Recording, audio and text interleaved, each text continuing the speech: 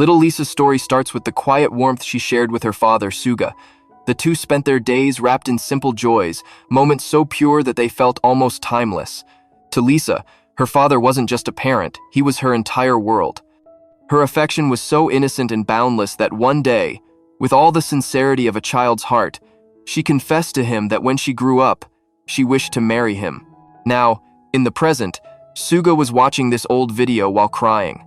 He was lost in the memories of those days because now nothing was the same anymore. His daughter Lisa hardly spoke to him. She didn't even like their clothes being washed together. Her mother even informed Suga that Lisa had specifically asked for this. Hearing this, Suga asked Lisa why she couldn't just tell him directly if she wanted something. Lisa replied that he should just let it go and not bring it up again, and then she walked away. Afterwards, both of them got ready, had their drinks, and set off for school and work. They always walked the same path to the station, but during this time, Lisa completely ignored her father and buried herself in her phone. She didn't even board the train from the same gate as him. Watching this behavior broke Suga's heart. At school, while chatting with her friend, Lisa suddenly stumbled and fell. A boy named Jiho came forward, extended his hand, and tried to help her. Seeing him, Lisa blushed and quickly ran away, because Jiho was her secret crush, the boy she dreamed of making her boyfriend. Later that day, when she was on her way home, Jiho approached her on his scooter.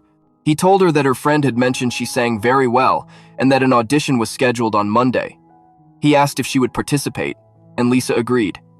As Jiho left, Lisa couldn't stop herself from smiling while watching him go. Just then, her father Suga appeared and asked her why she was smiling like that. Lisa ignored the question and simply walked ahead. At that very moment, both she and her father received a message from her mother saying that her grandfather had fallen ill. That same night, they reached there, only to find out that the old man was fine and nothing serious had happened. There, Suga's wife told him that she would stay with her father that night and that Suga should take Lisa back home. She also looked at Lisa, who had been glued to her phone since the moment she had arrived. Her mother asked if she was dating someone, and Suga immediately jumped in, saying that it must be that boy on the scooter. The family began to argue, and Lisa stormed off in anger. Her father followed her and tried to explain that he was doing everything for her and that she should focus on her studies instead of getting involved in this dating business.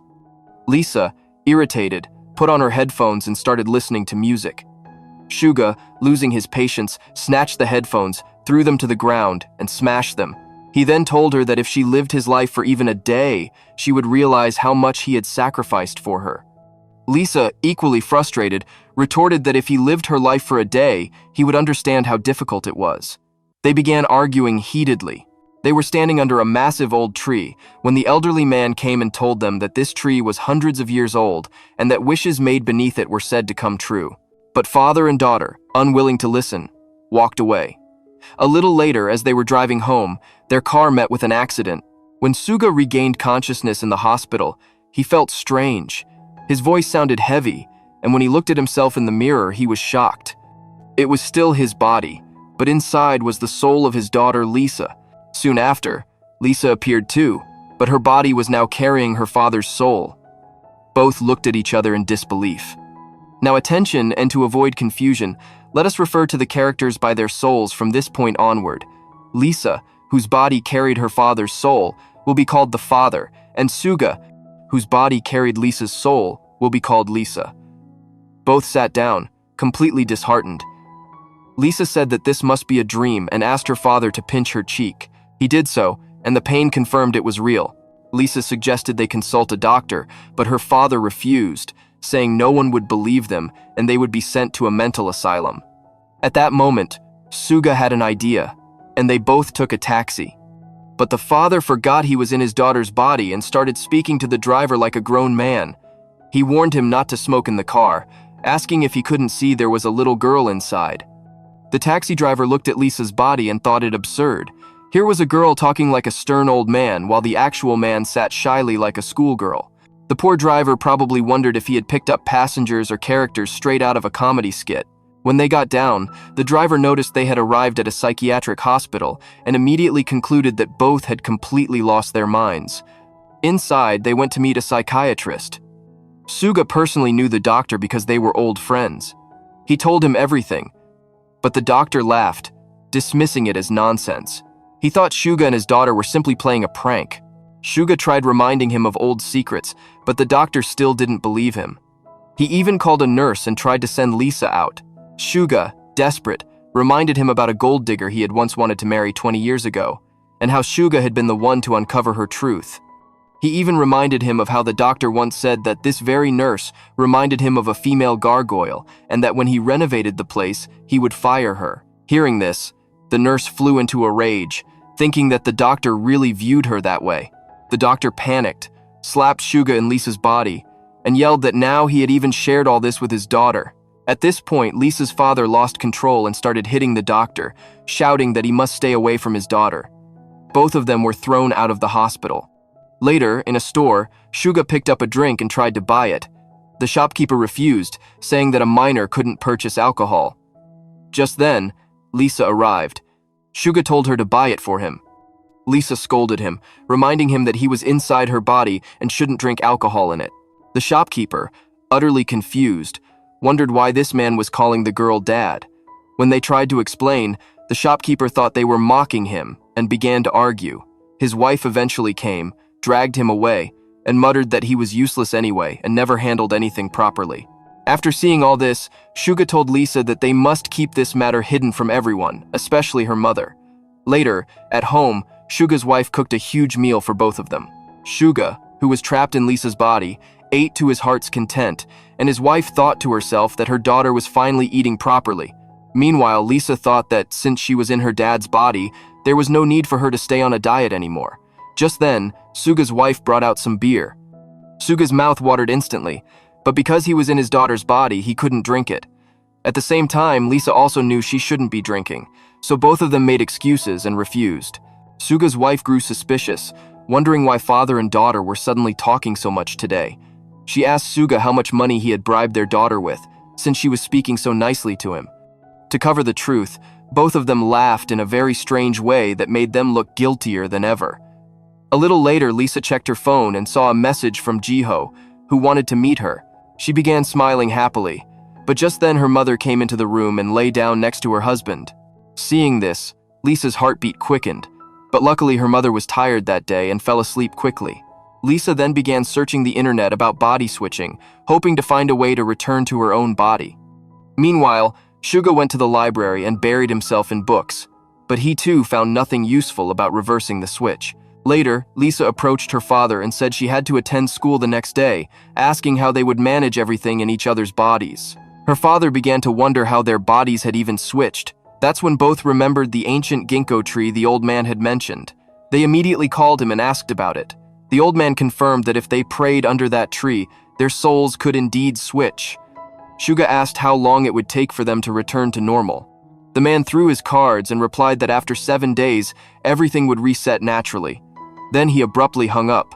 With no other option, the two of them had no choice but to believe him, so they decided to live like this for 7 days. Suga told Lisa that until then, she would have to go to the office in his place, while he would attend school in hers, and that they must hide this secret from everyone else. Lisa worried about her upcoming audition, which was scheduled within those 7 days, while Suga fretted over his revolutionary meeting that he had been preparing for years. Both felt that everything was ruined. Still, they agreed to cooperate and not fight during the week to avoid even more chaos. The next morning, both absent-mindedly picked up their usual drinks. Suga's wife had to remind them which belonged to whom. They were forced to drink each other's beverages instead. After that, they left the house. On the way to the office, Lisa wore headphones. She told her father to be careful on the stairs because the skirt was too high. Her father snapped back that she shouldn't wear such short skirts at all, wondering what had gone wrong with kids these days. As they walked further, Lisa explained to him that when talking to her friends, he shouldn't use long sentences but instead say things like LOL or other trendy words, and if he didn't understand something, he should simply laugh. She also reminded him that her friend Jin would be at the audition, so if anyone asked, he should cover for her. Meanwhile, Suga also coached Lisa about office behavior.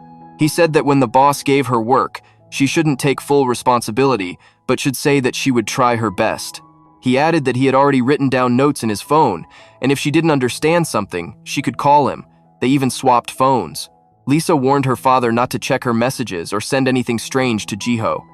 Suga promised, and then set off for school in Lisa's body, confidently thinking that since he had been to school once, he could handle it. Lisa, meanwhile, reached her father's office. Everyone bowed when they saw her, and she assumed it was out of respect for her father. But soon she realized the bows were actually directed at the manager walking behind her. She quickly understood the truth. This man was the real authority there. At school, Suga entered Lisa's classroom and noticed a girl with glasses, deeply immersed in her studies. He assumed she must be the class topper, so he sat next to her, thinking it would help him study. Her name was Kyungmi. Suga tried befriending her, but she completely ignored him. Just then, Jin arrived. Unaware that this wasn't her friend Lisa but her father, Jin casually mentioned that she was going to a cottage with her boyfriend and had told her mother she was going with Lisa, so if her mother called, Lisa should cover for her. Jin even added that when Lisa went out with her boyfriend Jiho, she would return the favor and cover for her. Hearing this, Suga lost his temper and shouted at Jin. She stormed off angrily, and Suga realized Jiho was trying to lure his daughter into love. Determined, he decided to meet Jiho himself. Meanwhile, at the office, Lisa encountered her father's colleagues. One man nervously said that Sir must be watching us to check if we are working properly. Flustered, he quickly added that he always did his work honestly. Poor Lisa was so frightened that she couldn't say anything. Later, by reading her father's notes, she discovered that this man was actually his assistant, Ju, a hard-working but incredibly irritating person. There, she also noticed her father's other colleagues, including a woman named Yumi. Looking at Yumi, Lisa thought to herself that she was so fit and wished she could be the same. Soon, it was lunchtime, and everyone went out to eat together, but no one invited Suga along. This made Lisa realize that her father wasn't popular at all in the office. Back at school, Suga showed up at the singing audition to watch Jiho. He kept staring at the boy, wondering how his daughter could possibly like such a clumsy-looking fellow. Meanwhile, the boy sitting next to Jiho thought Lisa was staring at him instead and began giving her strange signals. Finally, it was Lisa's turn for the audition. Suga stood up, picked up a guitar, and began singing an old song from his youth. Jin, watching this, whispered to herself that her friend must have been possessed by some ghost. Why else would she be singing such an ancient tune? But when the song ended, it turned out that Jiho also loved old music, and he was genuinely impressed by Lisa. Seeing this made Suga even angrier than before. Meanwhile, in the office, Ju was giving his presentation, while Lisa was busy scrolling on her phone. Seeing this, Ju told her that Suga-sir needed to focus on work, because he would be the one representing them in the revolution meeting. Lisa, not understanding much, simply praised Ju and said he will do it. After this, Ju explained that he had chosen some celebrities to promote their product. But Lisa questioned why he had selected older men, suggesting instead that he should pick celebrities who teenage girls liked. Ju wondered if Suga had gone completely mad. He reminded her that Suga himself had recommended this man earlier. Just then, Yumi stepped in and said she didn't like the list either, and suggested that they prepare a new one. Lisa quickly agreed. After this, Ju mentioned that he was going to dinner with a man named Kwon that evening, and told Suga that he needed to talk to him properly so they could seal a deal. Later that evening, they all arrived at the dinner party. That man, Kwon, turned out to be a horrible character. Lisa couldn't fit in with the group at all, and since she didn't drink, Kwon's mood worsened. Annoyed, he demanded that Suga should sing and dance. Yumi quickly suggested that Ju should do it instead to lighten the atmosphere, but Kwon refused, insisting that it had to be Suga since he was the one who had ruined everyone's mood. Kwon then declared that Suga would have to sing and dance, and if he scored more than 95 points, he would sign the deal. Hearing this, Lisa accepted the challenge. She forgot that she was in her father's body and began singing and dancing like a girl. Everyone stared in shock, but she ended up scoring 97 points, making everyone cheer. Ju immediately handed Kwon a drink and urged him to sign the deal. But Kwon showed his true colors, saying he preferred drinks served by women. He made Yumi serve him and then began making inappropriate comments, saying her body looked attractive while trying to harass her. Yumi was visibly uncomfortable but couldn't resist. At that moment, Lisa recorded everything and boldly played it in front of everyone, declaring that she had uploaded it on the internet. Seeing this, Kwon froze, and Yumi felt relieved that she was saved. Afterwards, Lisa left for home. On the way, she saw a man being warmly welcomed by his wife and daughter as he returned from the office. Watching this, she realized that she had neglected her father for a long time. She remembered how he had been using the same old bag for years and how his face had become wrinkled with age. Back home, Suga asked her if she had caused any trouble at the office. Lisa denied it and told him about the company dinner. Both of them then checked their phones. On Lisa's phone, there were messages from Jiho, who said he loved her singing. On Suga's phone, there were messages from Yumi, who said she really liked his dancing. Suga asked what dance she was talking about and what exactly she had done. Lisa replied that she had simply danced in the only way she knew. She then asked him what happened at the audition. Suga said she could guess from the messages he had been like a bomb exploding there, and everyone had loved the song. The next day, Suga was walking to school while adjusting his skirt when he saw something at a shop. He went inside and bought pants, then returned to school dressed like a boy. Everyone stared at him, and even Jiho, Lisa's crush, liked him even more. Meanwhile, Lisa returned to the office after shopping for many things, and her behavior looked even more feminine. Soon, she was informed that the general manager had called her. When she went in, he showed her the same video and angrily scolded Suga. Lisa defended herself, saying the man had been harassing her colleague, so she couldn't just watch silently. The general manager, however, ordered her to delete the video and immediately apologize to that man, warning that she should think about her wife and children before acting rashly. Saying this, he sent Suga back. At school, Suga discovered that his portfolio rating had gone down, which meant his daughter hadn't managed things properly. Just then, the topper girl told him that a mock exam was scheduled for tomorrow. Suga thought it was just a piece of cake for him, but when the teacher later began teaching, everything went over his head because he couldn't understand a thing.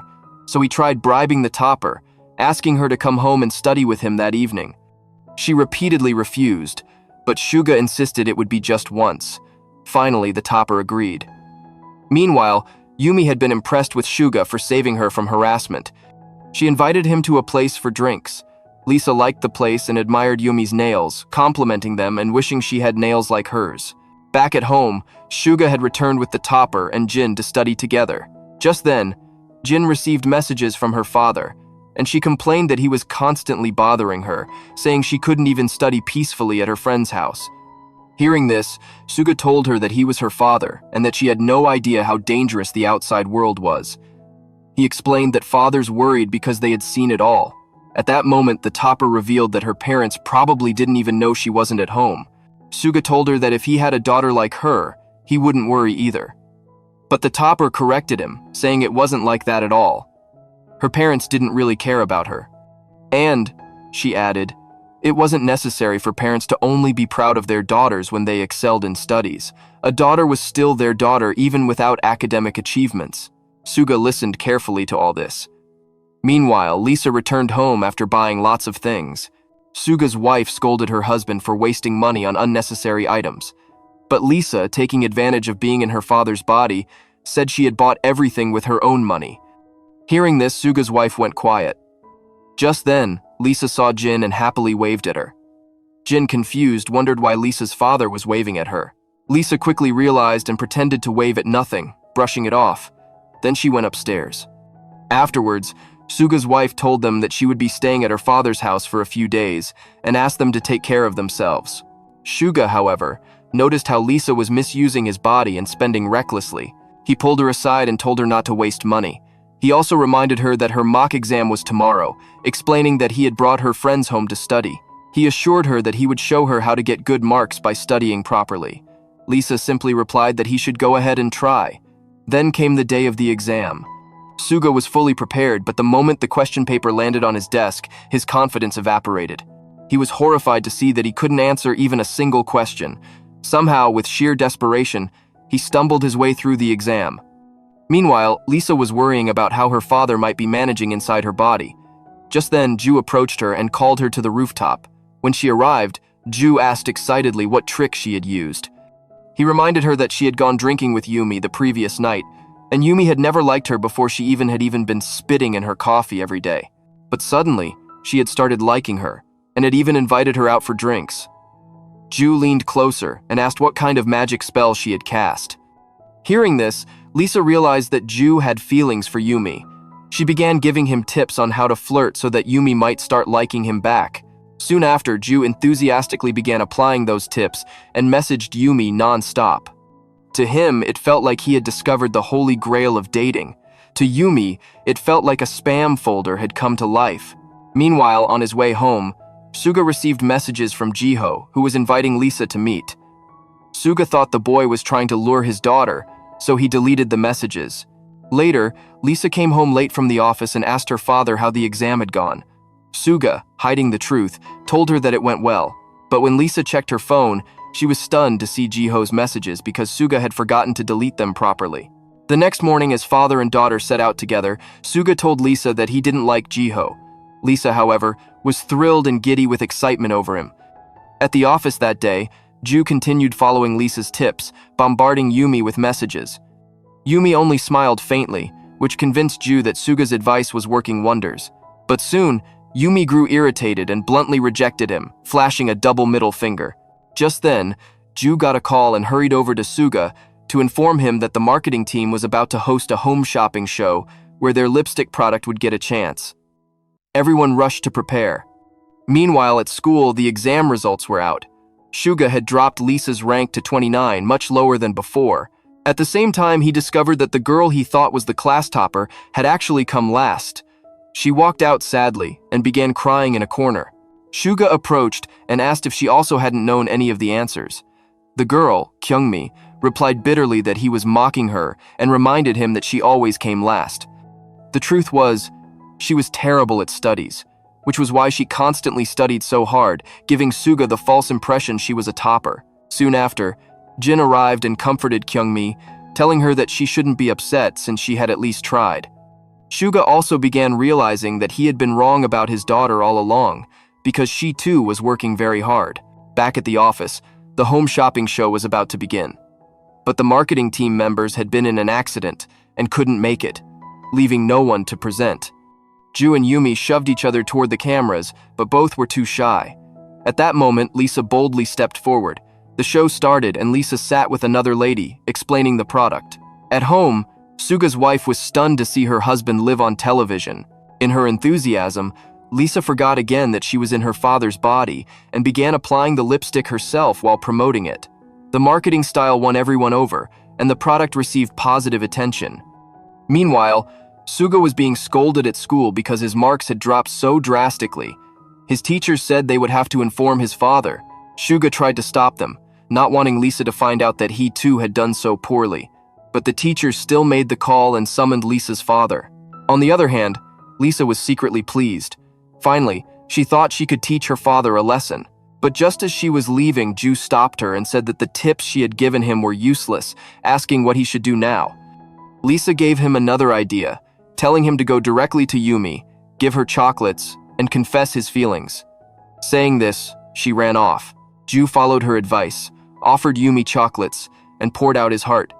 But by then, Yumi had already left. He was crestfallen, but secretly, Yumi had overheard everything and felt happy because she also liked this dumb Ju. Back at school, Lisa arrived and began scolding her father in front of the teachers. The teacher stopped her, saying that although Lisa's grades had dropped, she was still a hardworking and good girl, and he shouldn't be harsh. Lisa, however, continued to berate him like a strict parent, telling him that she worked so hard for him, yet he couldn't even manage to study properly. Annoyed, she smacked him lightly again and again until Suga finally shouted that enough was enough and stormed out. Lisa chased after him, calling for her father to stop. The teachers were stunned, wondering why Lisa's father was calling his own daughter dad. Outside, Lisa caught up with him, dragged him back, and mocked that he must be satisfied now after all. Wasn't he eager for her to hit him and see him fail? Suga asked bitterly if she was happy now, but Lisa shook her head and said it wasn't like that at all. She reminded him that it was her grades that had fallen, not his.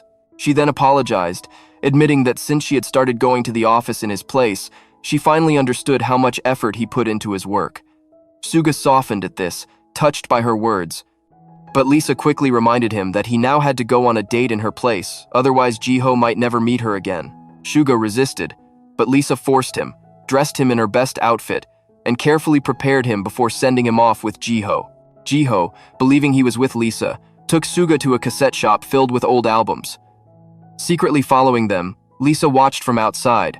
She thought bitterly that this should have been her first date, but instead, her father was the one enjoying it.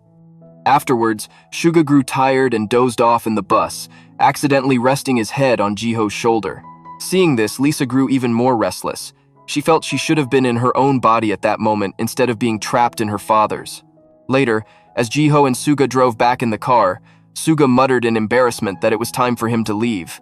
For a man who once swore off teenage nonsense, ending up napping on a boy's shoulder was not exactly how he pictured his retirement years.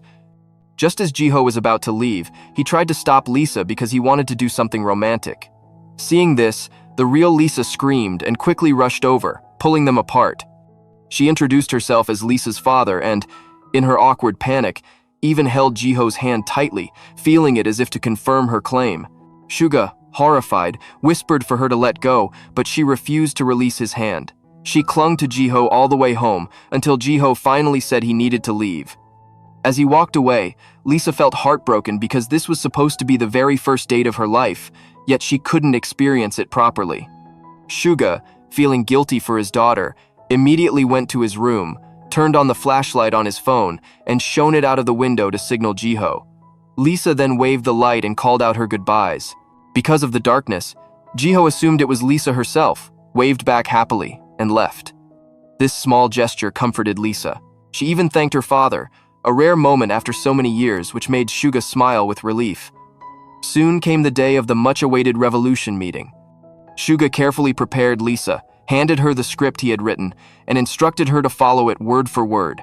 Both of them then left for their duties. At school, Suga kept thinking about the meeting and stepped out of the classroom, while in the company, the revolution meeting was in progress. When Suga's turn came, it was actually Lisa who stood up with Ju's help and began presenting according to the script. Her presentation was going smoothly, and Suga listened proudly over the phone. But when it came to announcing the price of the $50, Lisa hesitated. Somehow, she wrapped up the presentation, and Suga sighed with relief. But then, something unexpected happened. The company chairman had fallen asleep during the entire thing. Out of frustration, Lisa broke away from the script and said aloud that the product would never sell. Everyone froze in shock, and even the chairman snapped awake. Lisa continued, arguing that today's consumers weren't fools who would spend so much money. Teenagers already had heavy expenses, so unless the price was lowered, the product would fail. Suga frantically whispered over the phone, begging her to stop, but Lisa didn't listen. The chairman grew angry, but Lisa pressed on, saying teenagers were the future consumers of the company. If they wanted responsibility, they first needed to understand their customers. She even declared that she would personally take responsibility for this decision. The chairman admitted she wasn't wrong, but pointed out that no one in the room looked happy with her words. One by one, the members left, and Lisa realized she had created a mess. Outside, Suga immediately confronted her, asking if she knew what she had done. Because of her speech, he and his entire team could be fired. Lisa stubbornly replied that she had only spoken the truth. The two argued again, and Lisa stormed off. Suga sat outside in despair, then called his psychiatrist friend once more. When they met, Suga played an old song on the radio and began dancing. The psychiatrist suddenly remembered that this was the exact dance he and Suga had once done together, something impossible for Lisa to know. At last, he believed that Suga's soul truly was inside Lisa's body. When asked what he had learned from living his daughter's life, Suga admitted that high school exams were far more difficult than he ever imagined. He confessed that he had underestimated her struggles, constantly pushing her to study without realizing how hard it was. The psychiatrist reminded him to focus more on what his daughter needed. Back home, Suga tried to gather the courage to talk to Lisa. He stood at her door but couldn't go in, so he sat outside quietly. On the other side, Lisa sat sadly in her own corner. The night passed like this. The next morning, Lisa received a message from Ju and rushed out, dropping her phone. Suga picked it up and kept it with him. Later, he vented his frustration on a baseball field, smashing balls furiously. That was when he discovered from the phone that he and his entire team had been fired from the company. Shocked, he immediately stole a bicycle and rushed to the company. Meanwhile, Lisa went directly to the chairman, pleading not to fire her father and his team. But the chairman coldly reminded her that just yesterday she had spoken boldly about responsibility. Now, she herself would have to take responsibility for her team. He walked away despite her desperate attempts to stop him. Just then, Suga arrived on the stolen bicycle, only to be struck by a car in a terrible accident. He was rushed to the hospital, where his life was saved, but he remained unconscious. Lisa broke down in tears, finally realizing what her father had endured every day. Looking through his phone, she saw that all his photos were of her from her happy childhood days when she smiled freely with him, to later years when she had slowly drifted away. Overwhelmed with guilt, she confessed to her unconscious father that it wasn't because she didn't love him that she had distanced herself. She admitted she had felt like a disappointing daughter and had avoided him out of fear of letting him down. Crying, she begged him to wake up, telling him over and over how much she loved him. Even in his unconscious state, tears slipped from Suga's eyes. Later, while both were sleeping, their souls switched back into their original bodies. When they woke up, they were overjoyed, embraced each other tightly, and everything between them was mended. After a few days, the chairman, after reconsideration, gave Suga and his team another chance and agreed to lower the price of the product. Peace also returned between father and daughter, and they began walking together happily once again. Finally, Suga, Lisa, and her mother went on an outing. Lisa's mother becomes annoyed, saying no one ever cared about her struggles. She argues with Suga, telling him that if he lived her life even for a single day, he would realize how hard she worked. Suga retorts that if she lived his life for a day, she would also understand how difficult his life was. At that moment, Lisa notices that they are once again standing beneath the same ancient tree. Alarmed, she quickly pulls her parents away, but by then, the souls had already switched again. And with that twist, the story comes to the end.